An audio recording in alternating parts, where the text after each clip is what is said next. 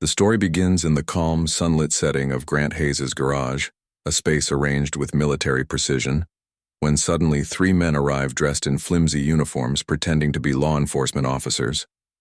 Puffed up with artificial authority, they demand that he surrender his firearms immediately, threatening to call the police if he fails to comply.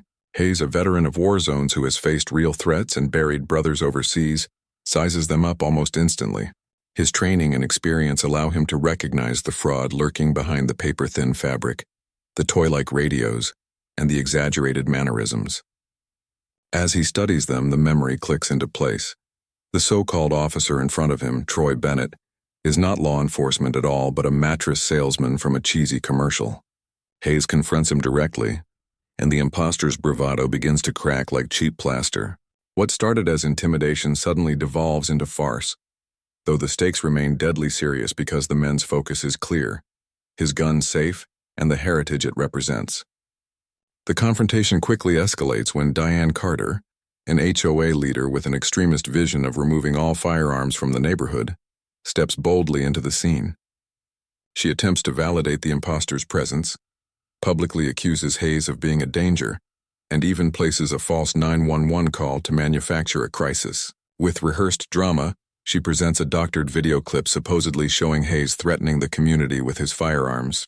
Neighbors begin to gather, some confused and some alarmed by Diane's performance, but cracks appear when individuals recall different memories and notice inconsistencies in the footage.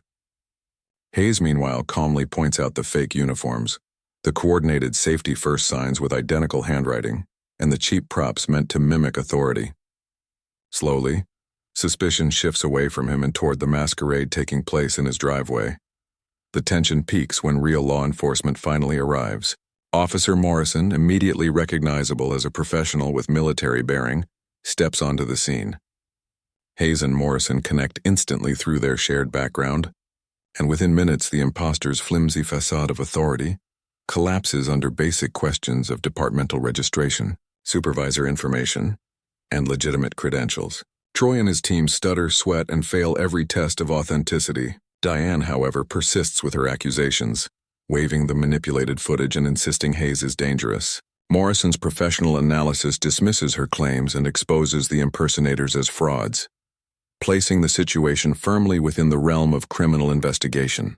What began as a neighborhood spectacle in a garage now swells into federal territory as Detective Walsh and FBI officials uncover that this scheme is far broader than a single confrontation.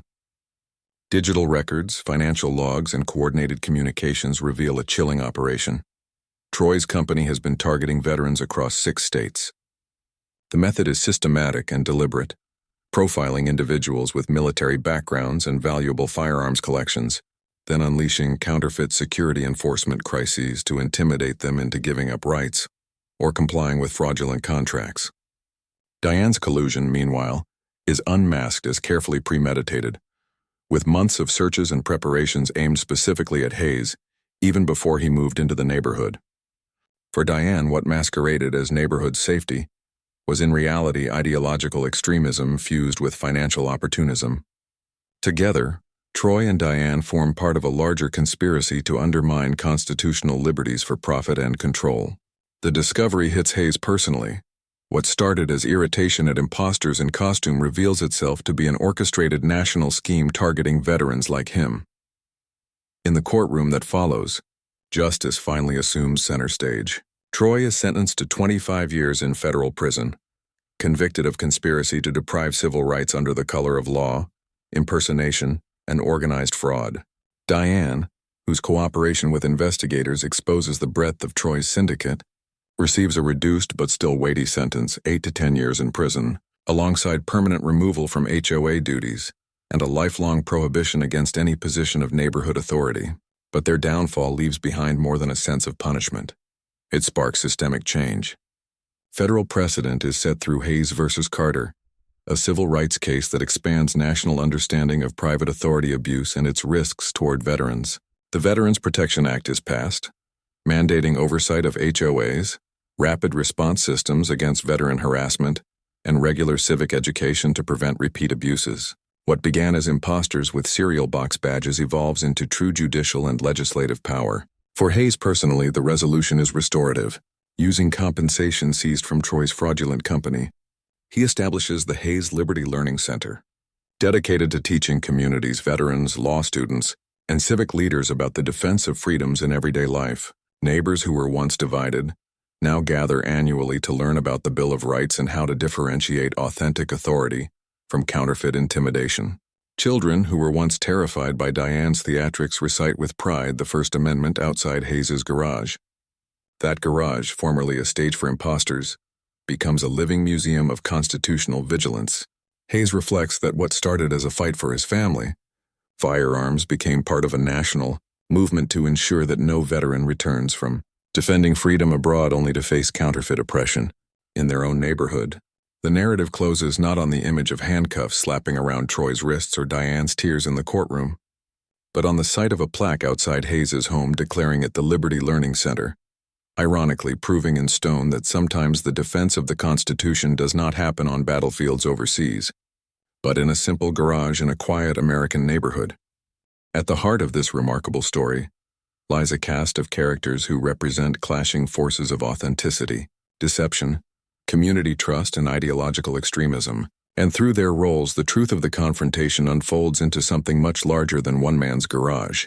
The protagonist, Grant Hayes, stands as the central figure whose military training, discipline, and lived experience in war zones serve as the anchor of the entire narrative. Hayes is no ordinary homeowner. He is a veteran who has endured the chaos of Afghanistan, learned to detect threats under fire, and understood from first-hand experience the dangers of counterfeit authority. His garage, organized with the precision one expects from a soldier, becomes a symbolic battlefield between real service and fraudulent bravado. Hayes embodies calm determination in the face of absurdity, never losing his composure even when fake cops shout for his firearms. Where others might have folded under staged authority, he laughs, observes, documents, and ultimately transforms his personal defense into a community-wide civic lesson. His instincts, sharpened by service, expose every detail the imposters miss. Unsturdy fabric on uniforms, hollow insignias, unconvincing radio chatter, all markers of inauthentic power. Hayes functions not only as the narrative's hero, but also as its interpreter. He explains for the crowd, and eventually for the nation, how to separate law from costume, reality from manipulation. His role is doubly important because he personifies veterans everywhere whose rights are too often challenged on account of stereotypes about anger, PTSD, or danger. Hayes answers these smears not by denying his struggles but by showing how discipline and responsibility elevate veterans as protectors rather than threats. Opposing him are the antagonists, and the most flamboyant among them is Troy Bennett. Once a salesman performing silly dances in mattress commercials, Troy reinvented himself as the commanding figure of a sham security enforcement outfit. His play acting is almost comic yet dangerously calculated, because his fraudulent uniform, forged insignias, and false police chatter are not simply childish costumes. They are tools of organized intimidation. Initially, Troy's puffed chest and booming voice appear convincing enough to neighbors unfamiliar with real authority, but as Hayes strips away each layer of his disguise, Troy's true nature comes through. A cowardly profiteer who uses fear and false authority to exploit veterans and profit off HOA contracts. Troy's character demonstrates the extremes of opportunism. He capitalizes on the language of law and order while undermining actual laws, peddling security fraud as though it were furniture. He is a manipulator and entrepreneur of fear, a reminder that con artists can weaponize props as effectively as they weaponize lies. Yet there is a dimension of tragic self-exposure in Troy as well. When confronted with the reminder of his mattress commercial persona, his face crumbles, his posture collapses, and the frailty of his cop identity becomes visible for all to see. Simply put, Troy represents performance without legitimacy, nothing more than costume jewelry masquerading as steel. Alongside Troy stands his unlikely partner in deception, Diane Carter, the HOA president whose ideology creates the fertile ground for fraud to flourish. Diane is not motivated merely by greed, although financial rewards play their part. Her deeper fuel is an obsessive belief that absolute safety can only be achieved by removing veterans and their firearms from her community. Through her character, The narrative reveals how extremism can grow from suburban orderliness into oppressive zealotry. She orchestrates the crisis, assembles manipulated footage to sway the neighbors, and tries to use her position as an HOA leader to give Troy's goons an aura of legitimacy. And yet, Diane's facade also unravels under scrutiny. Neighbors notice her identical protest signs, her strategically rehearsed but implausible account of weapon maintenance, and her inability to reconcile claims with memories. Her character ultimately embodies betrayal. She is someone entrusted with community leadership, but chooses instead to weaponize authority against her own residents. Later, her arc bends toward reluctant cooperation when federal charges loom, showing another face of human complexity, the possibility of partial redemption through accountability, yet never enough to erase harm. In short, Diane operates as both ideological zealot and colluding conspirator, transforming neighborly disputes into civil rights violations. Supporting these characters are accomplices like the nervous paper-shuffling imposter and the linebacker-sized sidekick. Though they lack Troy's loud bravado or Diane's orchestrated plotting, these men illustrate how minor figures enable major fraud. Their shaking clipboards, phony hand signs, and desperate mumbling reveal that intimidation is not always about substance, but about presence, about trying to outnumber the truth with sheer bodies in uniform. Their characters matter because they remind us how deception often requires a chorus of small actors willing to play along with a criminal director. They are neither masterminds nor visionaries. They are pawns whose presence adds artificial weight to Troy's fraudulent authority. The turn in the story comes through characters who embody authentic legitimacy. Officer Morrison, a true veteran turned law enforcement professional, acts as a mirror opposite to Troy. His posture, his sharp observations, and his insistence on identification shred the imposter's charade. His character validates Hayes's knowledge and anchors the legal exposure of the fraud. Detective Walsh amplifies this legitimacy on the federal stage, bringing out the tools of digital forensics, bank records, and interagency coordination. Through her, the narrative broadens from neighborhood fiasco to multi-state conspiracy, and her systematic uncovering of motives, money, ideology, targeting veterans, gives depth to the villain's crimes. Then there is Dr. Rebecca Stone, the military counselor whose timely arrival dismantles Troy's propaganda that veterans with PTSD are inherently dangerous. Her character confronts stigma with science, rescuing Hayes from character assassination and reframing veterans as disciplined citizens whose strength lies in their responsibility. Equally vital are the voices of the community. Mrs. Henderson, whose moral authority as a Gold Star mother silences Diane's rhetoric. Young Tommy, whose innocent question pierces the theatrical pretenses of adults. And ordinary neighbors who witness, reflect, and eventually side with the truth. These minor characters collectively become the jury of public opinion, showing how communities oscillate between fear and reason, ultimately aligning with authenticity when shown evidence. At the broadest level, these roles together form a tapestry. Hayes as steadfast defender, Troy as fraudulent opportunist, Diane as ideological manipulator, accomplices as weak enablers, officials like Morrison, Walsh, and Stone as guardians of truth, and neighbors as the conscience of the community. Their interaction transforms the story from a garage confrontation into a national civil rights precedent. Each character represents a force in the eternal struggle between authenticity and deceit, freedom and fear, law and imposture. And in the end, it is not just Hayes's military training or government investigations that secure victory, but the power of credible people standing firm against pretenders. Through this ensemble of figures, the story teaches that individuals, whether soldiers, police, mothers, or children, embody the authority that ultimately shapes justice, and that costumes and forged badges, no matter how convincing at first glance, crumble in the light of real character. The entire story, when viewed through the lens of law, quickly evolves from a peculiar neighborhood drama into a detailed case study of criminal liability, constitutional rights, and the machinery of justice in motion. At its heart lies a series of legal violations that are as blatant as they are outrageous. The so-called security officers, led by Troy Bennett, commit the fundamental crime of impersonating law enforcement, under both state and federal statutes, wearing police-like uniforms, showing false insignias, and presenting oneself as an officer with jurisdiction is not a prank, but a criminal act, particularly when used to intimidate civilians into surrendering property.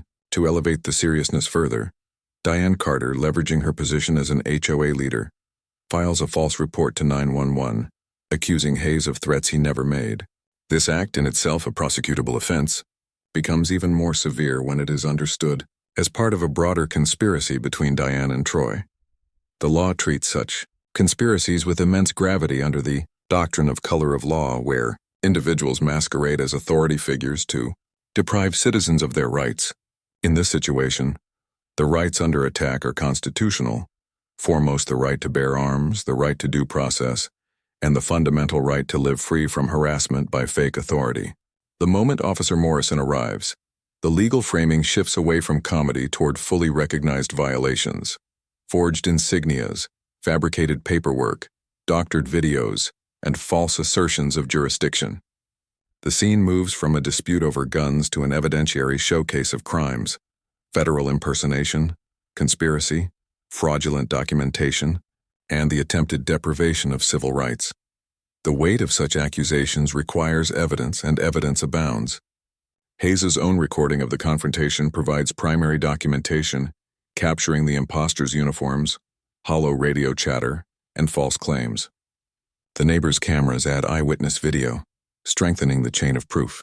Then there are the counterfeit badges, which Hayes holds up to show their cereal box hollowness, stage props rather than genuine shields. Diane's official papers bear none of the signatures, formatting, or codifications associated with legitimate government action, making their fraudulent origins plain even to a layperson. The doctored footage she shows of Hayes waving guns threateningly collapses under forensic analysis. As timestamps do not align, lighting changes between cuts, and neighbors' testimonies place Hayes calmly cleaning weapons rather than brandishing them. Phone and computer records further deepen the evidentiary pool. FBI examination reveals Diane's search history, plotting ways to eliminate veterans from her neighborhood, emails describing how to recruit police-style security intimidation, and bank transfers proving that she was paid $3,000 upfront with more promised for her cooperation in Troy's fraud. The financial trails expose the cold calculation beneath the fraud, showing that this was not a momentary lapse but an orchestrated racket reproducing itself across multiple states. Legally, it transforms Diane's actions into conspiracy for profit and Troy's into organized crime.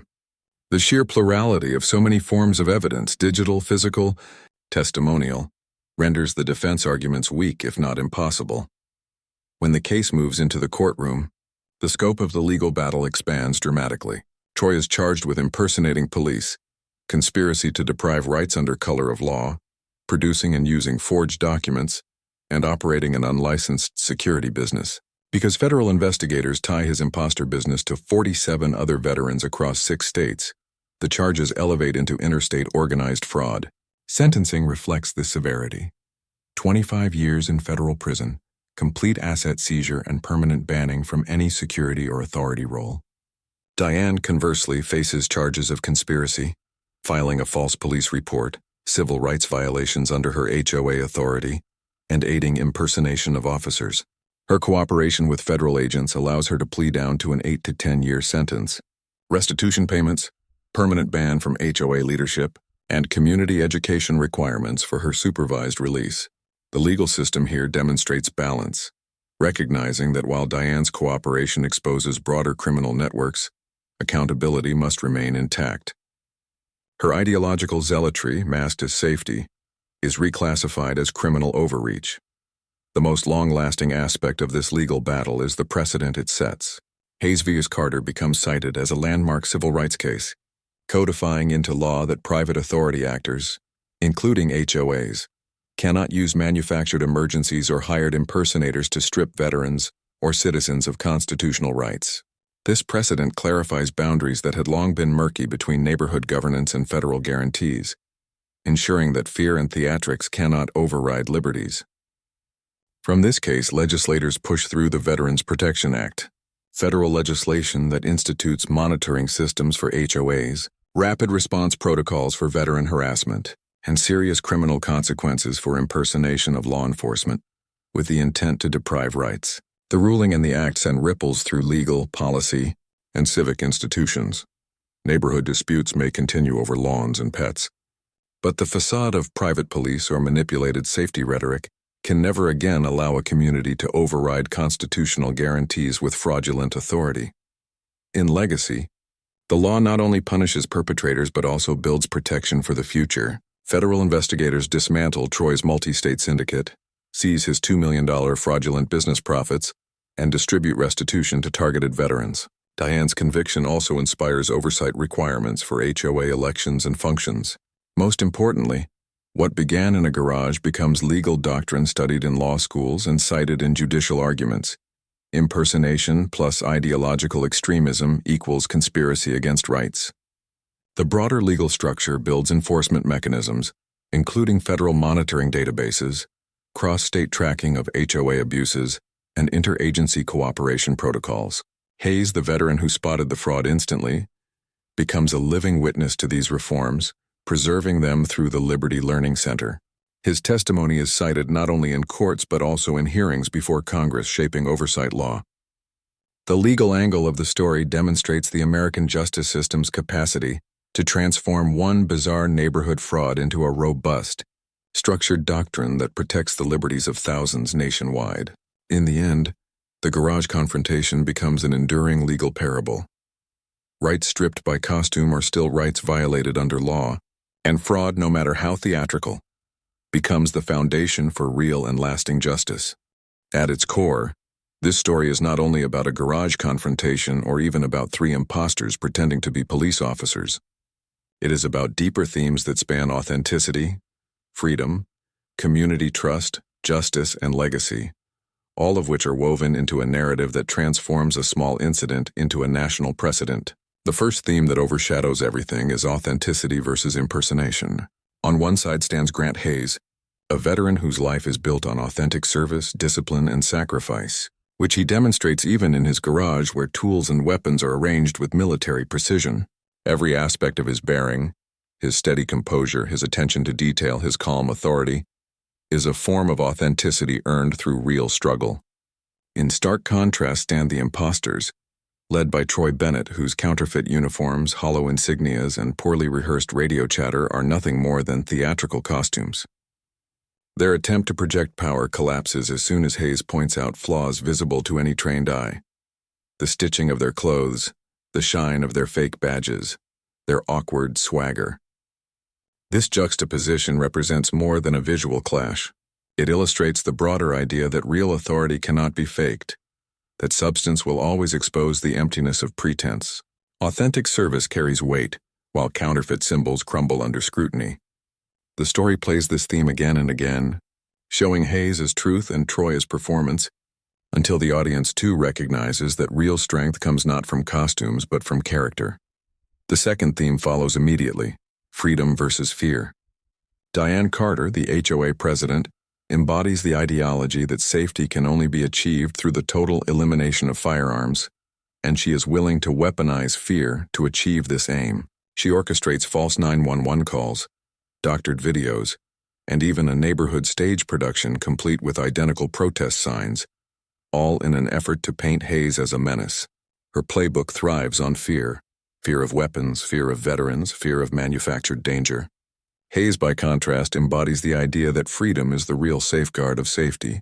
He insists that maintaining lawful firearms and upholding constitutional rights is not an act of recklessness, but a disciplined commitment to personal responsibility.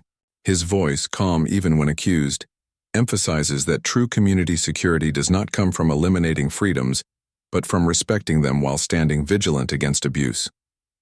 The clash between Diane and Hayes thus represents a fundamental American dilemma.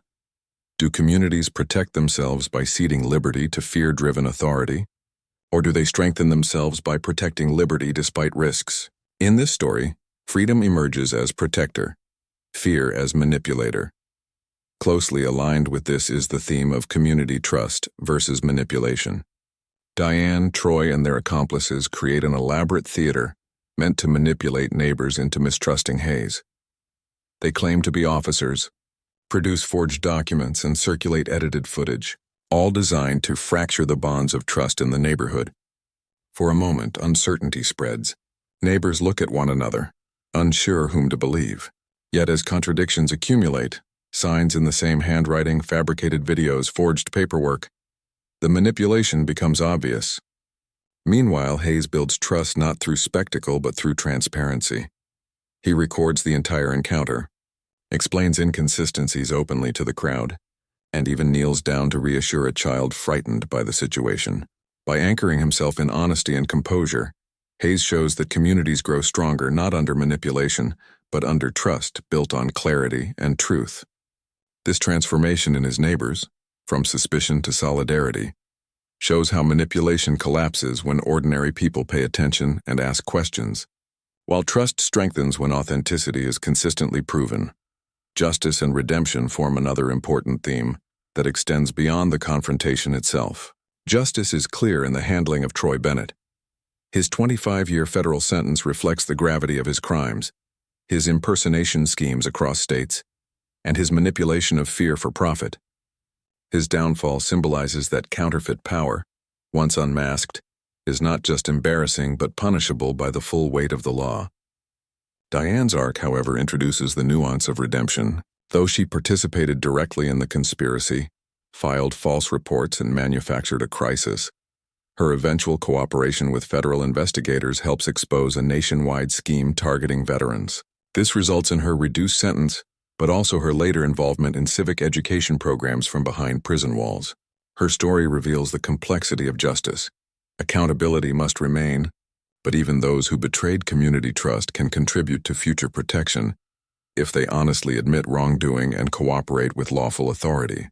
The balance between punishment and partial redemption thus provides a deeper view of justice, not simply retribution, but restoration through systemic improvements. Finally, the story culminates in the theme of education and legacy. What begins as a battle in a suburban garage ends with the creation of the Liberty Learning Center, a space dedicated to teaching communities, police departments, students, and veterans about protecting individual rights against counterfeit authority. The fake badges and flimsy uniforms that once symbolized intimidation are now displayed as teaching tools, reminders that freedom requires vigilance. Children who once trembled at Diane's staged crisis now quote the Bill of Rights in confidence. Neighbors who doubted Hayes now volunteer to teach civic responsibility. The false authority that nearly manipulated a neighborhood becomes a catalyst for nationwide reform, culminating in federal laws like the Veterans Protection Act and precedents cited in the Supreme Court. The narrative demonstrates that true legacy comes not from winning a single personal dispute but from transforming personal struggle into collective education, ensuring the next generation recognizes the difference between authentic authority and fraudulent fear.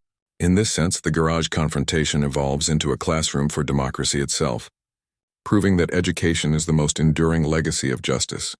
Taken together, these themes, authenticity versus impersonation, freedom versus fear, trust versus manipulation, justice versus redemption, and education and legacy, intertwine to transform an absurd clash into something monumental.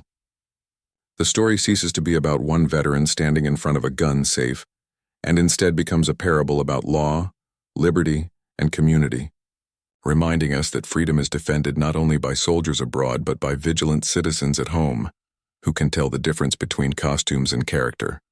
Like any gripping tale told for an audience online, this story follows a storytelling arc that feels almost cinematic in its flow, beginning with a strong hook, building into escalating conflict, hitting a tense climax, rolling through its aftermath, and finally resolving with a legacy that reaches far beyond the original stage of action. The hook is immediate and effective. 3 men dressed in uniforms burst into Grant Hayes' garage with authoritative voices and demands to hand over his firearms or face the real cops. For any listener, that setup is unnerving because it plays on one of the most basic fears: being cornered by people with supposed authority threatening to strip you of your rights.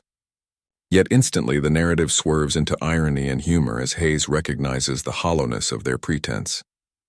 The fabric of the uniforms hangs incorrectly, their chatter mimics but doesn't echo genuine police codes, and their very postures betray civilian swagger rather than military precision. The kicker? Hayes recognizes the leader not from a law enforcement academy but from television, a man dancing in a mattress commercial. In one moment, the audience shares Hayes' laughter and suspicion. The so-called security enforcers are imposters, trying to pass off cereal box props as real authority figures. This is the hook every storyteller craves: suspense, absurdity, and familiarity wrapped into one scene that forces you to keep listening for the next twist. The story then builds conflict with almost theatrical exaggeration, as if the imposter's amateur performance alone weren't enough. In marches Diane Carter, the HOA president, determined to escalate the drama into a full-blown crisis.